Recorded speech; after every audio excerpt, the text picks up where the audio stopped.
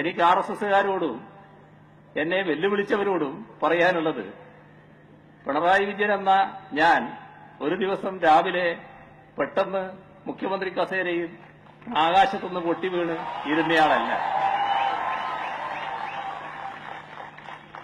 നിങ്ങളെ നേരിട്ട് അറിയാത്തയാളുമല്ല. ആരെ? RSSനെ. അതും നിങ്ങളെ കണ്ടുകൊണ്ടും അറിഞ്ഞുകൊണ്ടും തന്നെയാണ് എന്റെ ഇതേവരെയുള്ള രാഷ്ട്രീയ പ്രവർത്തനം നടന്നിട്ടുള്ളത്. ഇപ്പോ ഈ പോലീസിന്റെ കയ്യിലുള്ള ആയുധങ്ങളുടെ നടുവിലൂടെയാണ് ഞാൻ സഞ്ചരിക്കുന്നതെന്ന് പറയുമ്പോൾ, ഒരു കാലം ബ്രണ്ണൻ കോളേജിലെ പഠനം പൂർത്തിയാക്കി പുറത്തിറങ്ങിയ കാലം, ആ കാലം ഈ പറയുന്ന RSSകാർക്ക് അറിയില്ലെങ്കിൽ പഴയ RSSകാരോട് ചോദിക്കണം. അന്ന് നിങ്ങളുടെ കയ്യിലുള്ള ഊരിപ്പിടിച്ച കത്തിയും ഉയർത്തിപ്പിടിച്ച വടിവാളുകളുടെയും നടുക്കുകൂടെ തന്നെ ഞാൻ നടന്നുപോയിട്ടുണ്ട്.